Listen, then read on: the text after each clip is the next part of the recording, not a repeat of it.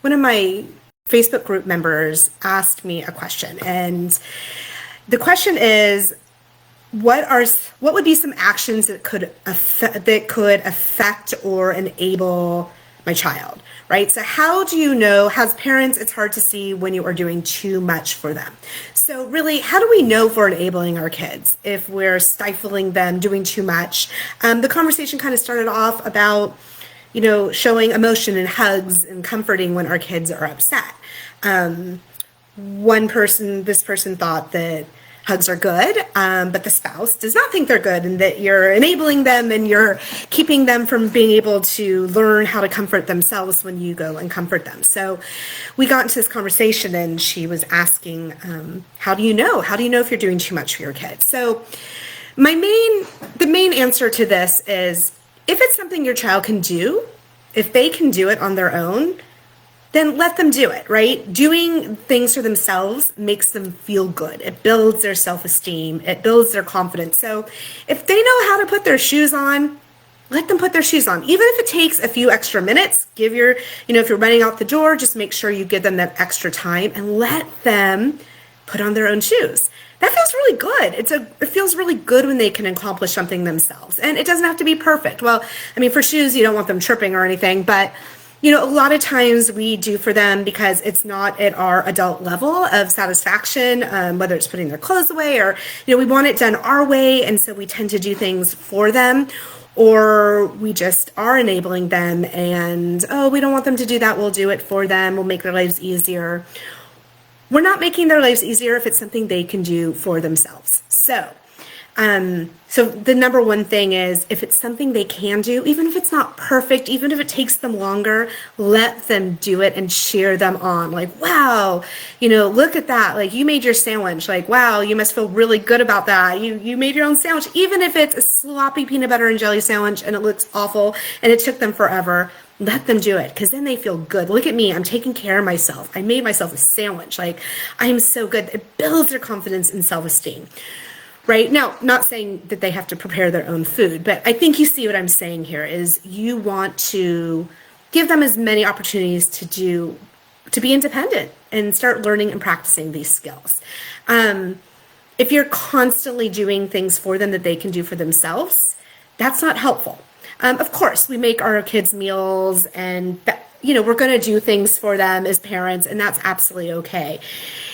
It's when you're taking power away from them, I think, is more what it is. We want to give them those opportunities emotionally, but this kind of came up because it was talking more about emotions, right? If our kid's upset, if our kid's tired, we want to, should we not comfort? Should we let them cry it out?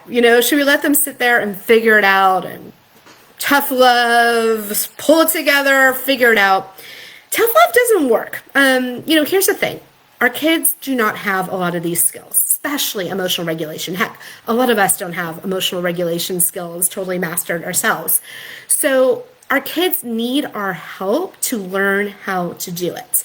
And tough love backfires. It's kind of like punishments in all traditional parenting. It backfires because if we're not teaching our kids how to manage their emotions, we're not teaching them about emotions. Hey, what you're feeling right now, you're upset. Okay, you're frustrated.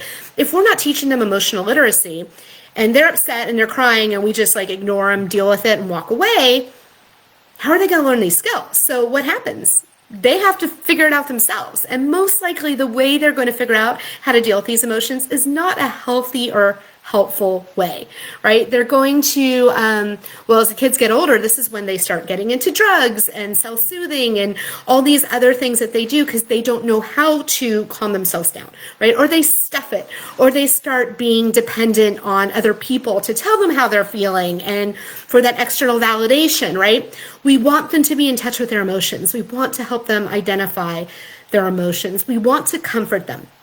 Comforting them makes them feel safe. It builds trust with us.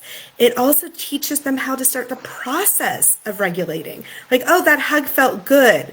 I felt so much better. I felt safe and protected.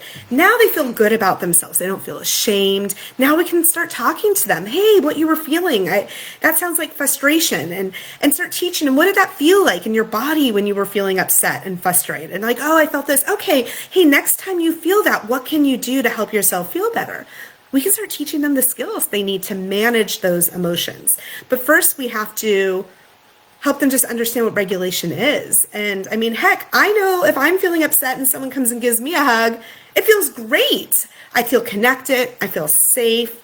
I don't feel bad about myself. If someone just sat there and looked at me while I was crying, I'd feel terrible. Like, what's wrong with me? And they're looking at me, they're not, what's wrong? And okay, I gotta stop. This must be bad. I gotta stop. I don't know. But if someone comes and gives me a hug, it feels fantastic.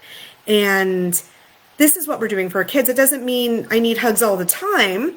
Well, I kind of do, but hugs make us feel, it helps us calm down. And then we calm down. Now we're in our rational brain. And when our kids are then in our rational brain, then we can start having, a conversation. Like, what upset you?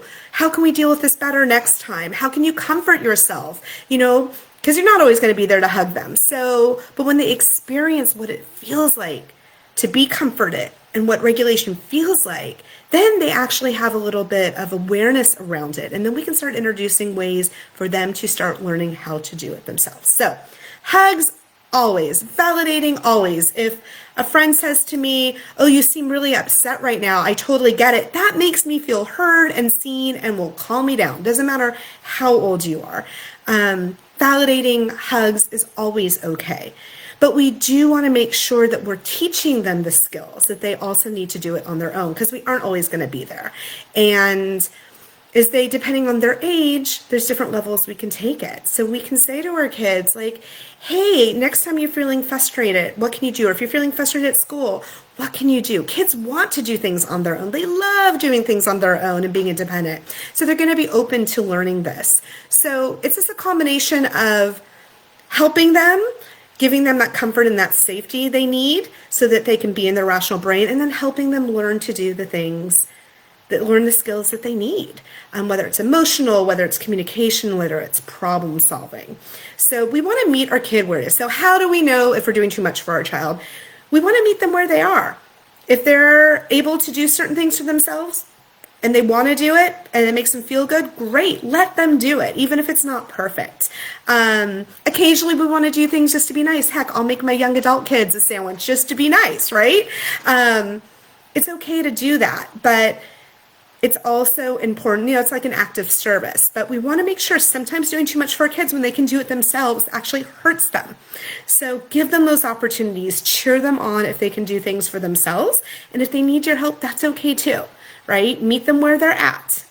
We can't expect our kids to go from not having any skills to being a master problem solver, right? We gotta work our way there. We can't expect our kids to calm themselves down and move forward after an issue without, just totally calm down and be good about everything. We struggle with that. So let's meet them where they're at. If they're young, they just need to start feeling understand what regulation feels like and feel safe to express their emotions. So we just want to kind of start building them up to that. And anyway, I hope that gives you some insight. I know it's kind of babbling. Hope that answered the question at least a little bit. And anyway, thanks so much, guys. Talk to you later.